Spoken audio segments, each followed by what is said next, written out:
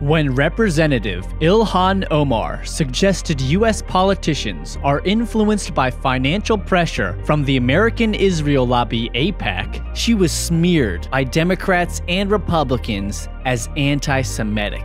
The truth is, she wasn't being anti-Semitic, she was stating a fact. Here's 5 times AIPAC insiders got caught admitting how they control American politics with money. Number 1. Leaked memos. It's important to understand that even though AIPAC spends millions on lobbying Congress, it does not contribute directly to political campaign contributions.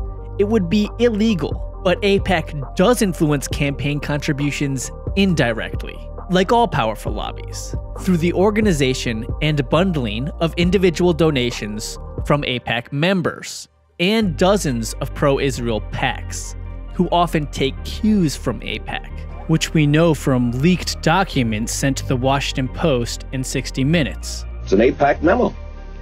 I don't recognize it as an AIPAC memo. AIPAC later confirmed the documents were real. They didn't reveal anything illegal, but clearly linked AIPAC with the otherwise unaffiliated pro-Israel PACs. Because AIPAC is only indirectly involved in campaign contributions, it's hard to determine exactly how much campaign money they're responsible for, but we know the amount is significant. Former Congressman Brian Baird explains, quote, "Any member of Congress knows that AIPAC is associated indirectly with significant amounts of campaign spending if you're with them, and significant amounts against you if you're not." Former AIPAC Director Steve Rosen confirmed AIPAC's powerful grasp on Congress when he told The New Yorker, in 24 hours, AIPAC could have the signatures of 70 senators on a table napkin. Number 2. Got the message? The clout of AIPAC here on Capitol Hill is legendary. In recent years, AIPAC and the pro-Israel PACs have helped defeat, among others, Congressman Paul Findlay and Pete McCloskey, Harrison Schmidt of New Mexico, Walter Huddleston of Kentucky, and Chuck Percy of Illinois. As chairman of the Foreign Relations Committee, I saw our foreign policy totally turned around. Who is running the foreign policy? Can Israel and the Prime Minister have more power than the entire Senate of the United States or the President of the United States? And that, to me, I simply said, enough is enough. When Senator Percy went against the wishes of AIPAC, large sums of money from pro-Israel PACs went to his challenger. One major contributor and council member of AIPAC, who would later be convicted for illegal campaign contributions, spent over $1 million on anti-Percy ads. Percy lost his seat, and then executive director of AIPAC, Tom Dine, made crystal clear that AIPAC was responsible when he said, quote, "All the Jews in America from coast to coast gathered to oust Percy. And the American politicians, those who hold public positions now, and those who aspire, got the message." I think if he had it to say all over again, he would have put it altogether differently. Number 3. Caught on tape.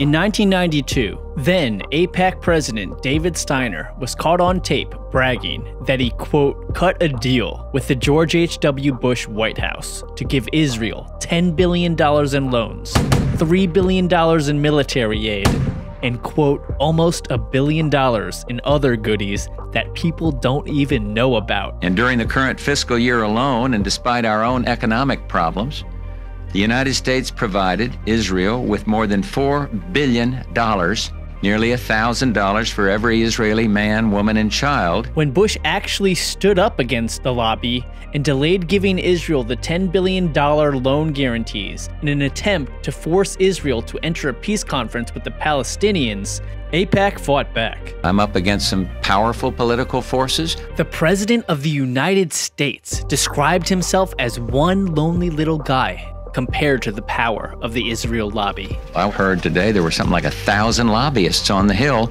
working the other side of the question. We got one lonely little guy down here doing it. Although Bush was successful in getting Israel to enter the peace conference, Bush's Jewish backing took a nosedive, and AIPAC's President Steiner was recorded saying he helped raise millions of dollars for the candidate who would go on to replace Bush, Bill Clinton.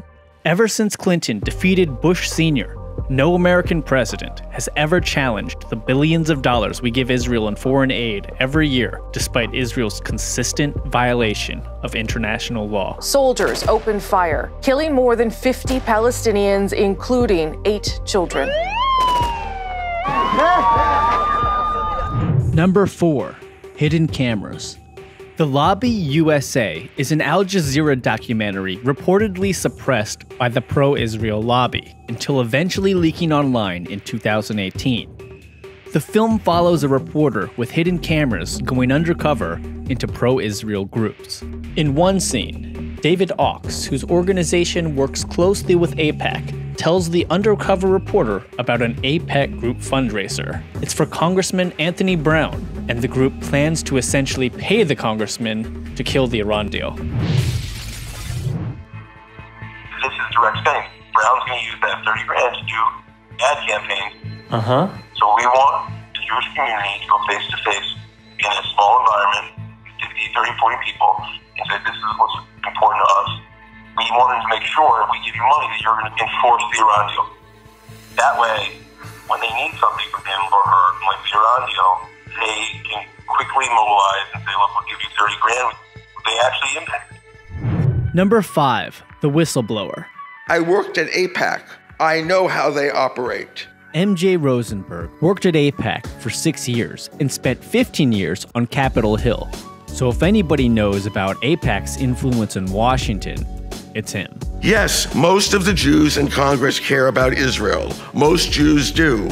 But that care would likely lead them to support dovish positions and not mindless hawkishness, were it not for the lobby and the financial benefits of staying in its good graces. Honestly, can anyone believe Elizabeth Warren really believed that the Gaza war was a good idea?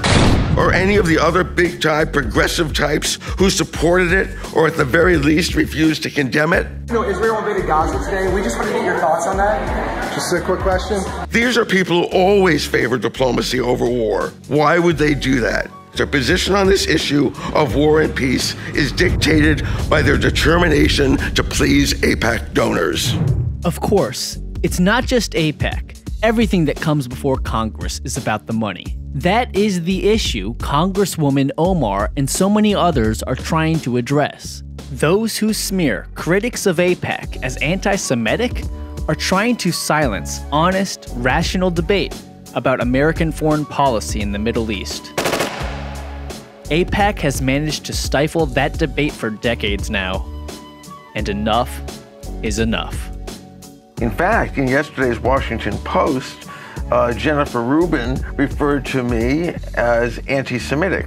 Well, now they're calling Jews who disagree with Israel anti-Semitic. I'm Matt Orfalea. Thanks for watching. Back when I first started AIPAC, my boss warned me not to ever talk about AIPAC activities outside the lobby. He wrote, "A lobby is a night flower. It thrives in the dark and shrivels up in the sunlight." I think that may be happening now thanks to all our efforts. If it does, not only the United States, but Israel, the Palestinians, and the world will be better off. This night flower needs crushing. Thank you.